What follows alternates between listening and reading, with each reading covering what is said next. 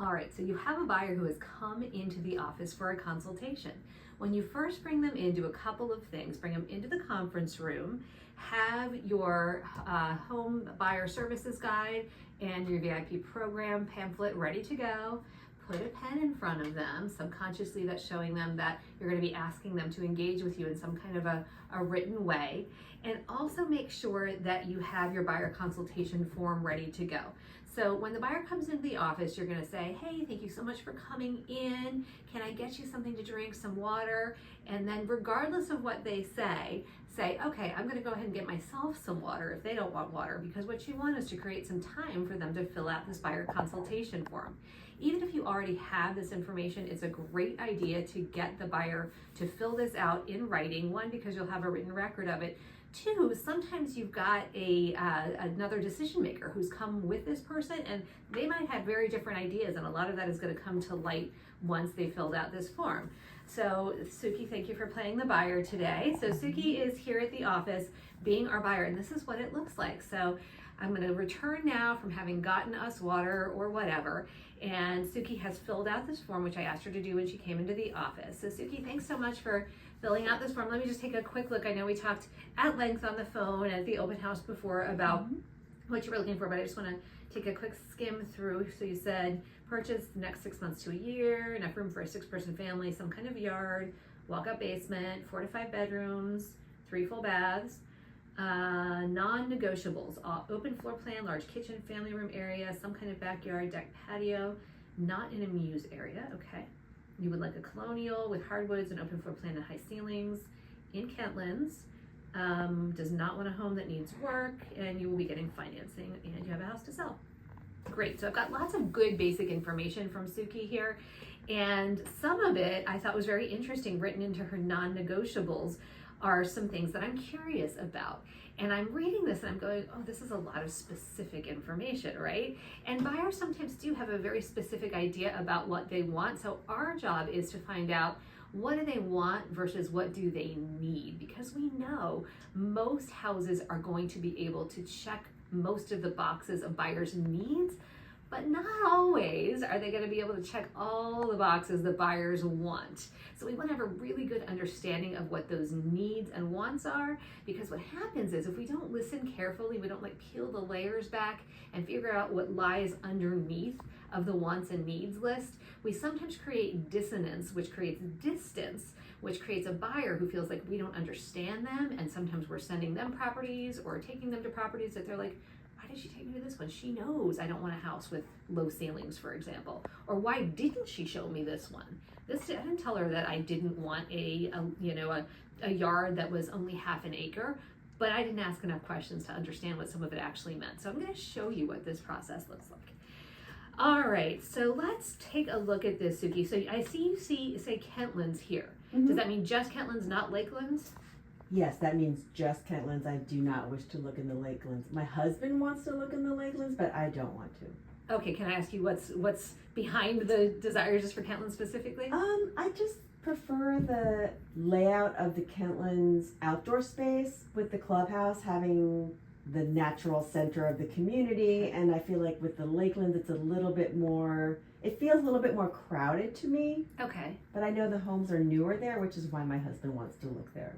Okay, so it's the Kentlands amenities that you specifically the layout of the shared recreation space. Yeah. Okay, and is that 1,000% even if you found the perfect house and it was in Lakelands? Is Lakelands a deal breaker for you? I mean, I guess I would look at a house there if something there was absolutely amazing, but it's definitely not my preference. Not your preference. Okay. Right. Okay. So I'm going to pause just to point out that what I uncovered here was some uncertainty. So if I hadn't gone and asked those questions and just had gone Kentlands, then there might have been something in Lakelands that, guess what, you and your husband stumbled into at an open house and got into a conversation with the listing agent, and guess what, I lost you because I didn't do enough work figuring out that you actually did want to look in Lakelands as well. Okay. So I also see here, Suki, that you need room for a 6-person family. Everybody lives in the same house all the time? Not all the time. I have 4 kids and some of them are away at college, but they like to come home. And so when all of us are in the house, it's a bit much. So I do want to have a lot of room there, but not everyone's living there all the time. But I still have a little one who is going to be living there for definitely a few more years. Okay, and when everybody is home, they each need to have their own sleeping space? I mean, ideally, that would be nice for everyone to have their own sleeping space. So that would be my preference for sure. Okay, so now in my mind, I'm like, that's 4 kids, 2 adults. That is, in fact, at least, that's like, sounds like a 5-bedroom house to me, right? Yes. Okay. So I'm trying to like think of that in my mind. Now, Suki, let me ask you this question. If one of those sleeping spaces was in a basement, would that be okay? Oh, yeah, definitely. Okay, great. Now I see you say some kind of yard. Tell me more about what that means to you. Well, we know in the Kentlands that yards aren't really big. Right. Some of them are actually really quite small, but I do want some type of backyard outdoor space, whether it's like a patio or a deck. I want something. It doesn't have to be obviously ginormous because none of the yards here are, but I want some type of outdoor hangout area. Okay, hangout area. So is it like a place that you entertain, the kids play? Tell me more about what you use that space for. Probably for gatherings, family, barbecues, things like that. Okay. Nothing too big, but probably not little kids playing or running around, but definitely an area where we could entertain or have people over or have family over, birthday dinners outside, something like that. Okay, is a fence necessary? Do you have a pet that needs to use this space? Oh, yes, actually we do. I forgot. We do have a pet. We're fairly new pet owners. So a fenced-in yard would be a lifesaver. That would be great. Okay. I didn't put that in there, sorry. Okay, no worries. And is gardening important? No, absolutely not. Okay, so if the whole yard were hardscaped, that would be okay? I think I would look at that. Now that you're saying this to me, it's making me realize I probably would like a little bit of grass, not for gardening, but just For the dog, maybe? Yeah, for the dog and for appearance and just, that kind of stuff. So, Okay. but I wouldn't rule out a completely hardscaped backyard. Okay, so if it has some sort of gathering space, a little bit of lawn or grass would be ideal. Mm-hmm. A fence we could always add if we needed to, but it sounds like, Right. okay, it's not, I think I have a good idea about what you're looking for. And you say walkout basement. Why is that important to you? I don't like basements, and I know a lot of the living space in some of the Kentlands homes can be down in the basement, Yeah. and it is my preference to have a walkout basement where some of the natural light comes in, and it's not like, I always feel like the basements that are in ground are just kind of dark and scary. I personally don't like them. I know the kids like them, but I like the walkout space. Okay, now if it wasn't a walkout but lots of big windows and some natural light, does that change your mind? Yeah, I would consider that. I would Okay. definitely consider that. Okay, so what we have now discovered through this exercise is what some of the wants and needs are. I'm going to go into your stated non-negotiables in a second, but what I often do is I flip over the paper and I've got a W and an N column here. So I know that the need is some kind of a yard, and I'm writing dog beside this here because I know if she is not just a dog walker, she wants to have her dog outside some, and because I am, this is a necessity. You got to have some yard. And also it's a family value that she entertains and gathers with her family here. When you can tie any kind of a stated desire to a life of value, then you have a need. So this falls into the needs column. She also does life value having her kids return to their home and have their individual spaces to sleep. So we know we need at least 4 bedrooms up for this to be a house that works for her. So I'm going to write that down. Now she said some lawn. So I'm going to write that into the wants column. She said if it was a hardscape, that was something that she could possibly deal with, and a fence too. So fence, I'm going to write some lawn.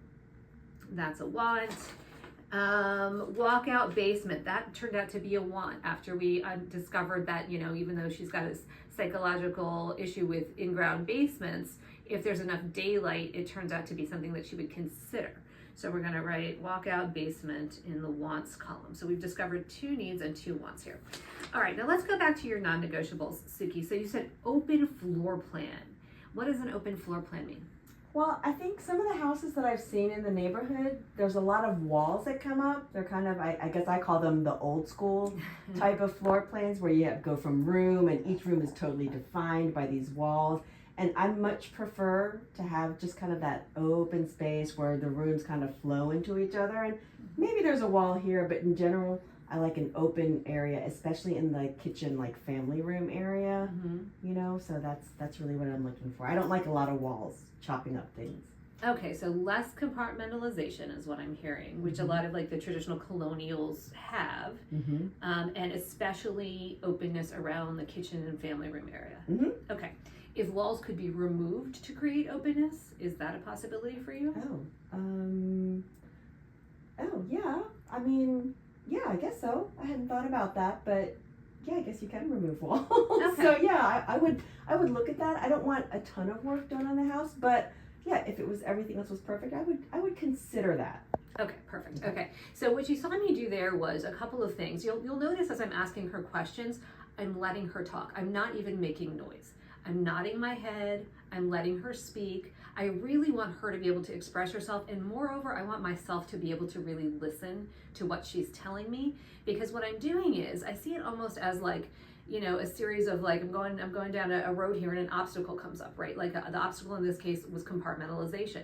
Can I get around or through that obstacle somehow? Because in my head, I also know that in the Kentlands, the vast majority of the construction is traditional colonial. So there's lots of compartmentalization. So I'm like thinking, okay, now we've got something that might prevent her from really being open to some of what is in Kentlands. So how can we work our way around that? And if we have to remove a wall, you heard her say that if everything else were perfect, then she would consider that, although I also am cognizant of this statement down here that a house that needs work is not preferable to her.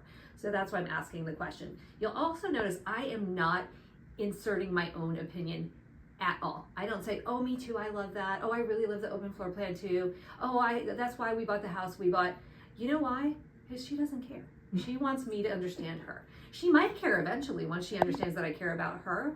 And then I can say something like, oh, this reminds me a lot of my house once we start looking. But right now, my pure focus is on trying to understand what Suki wants and how I can best help her get that.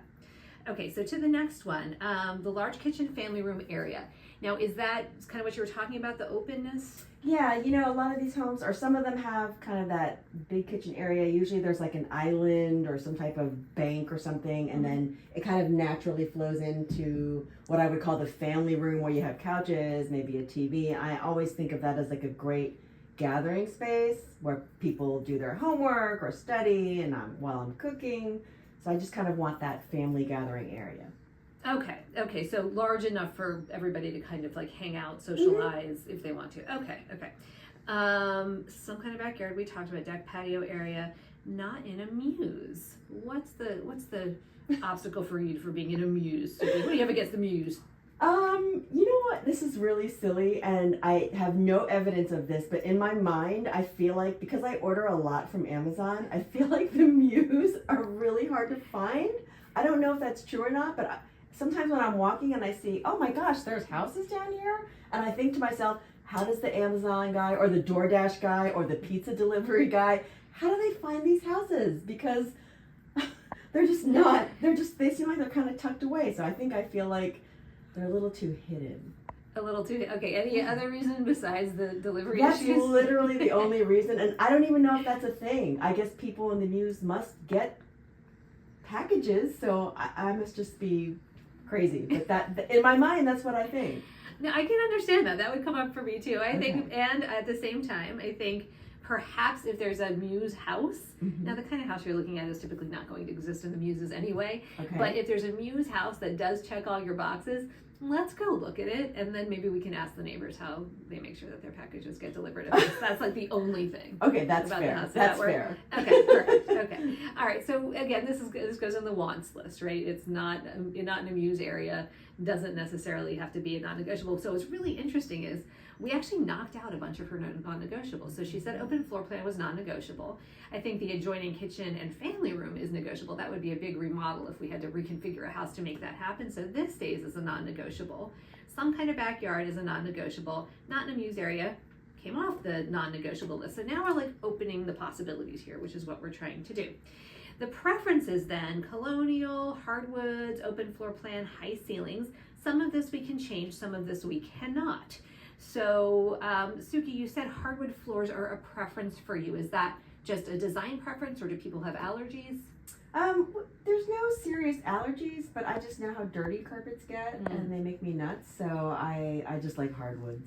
Okay. So if it had carpet and that was the only thing that made this house not perfect for you, you would consider purchasing and maybe changing out the carpet for hardwood?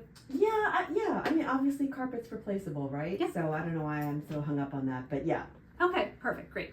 And then open floor plan we've talked about. Colonial is most of what we're going to see. High ceilings. Tell me about why that's important. So I don't know. I just like the feeling of having space. I don't like being feeling like I'm closed in or claustrophobic. Mm-hmm. So I just feel like those ceilings kind of just add some space, so I can feel like I can breathe or something. Okay, all right.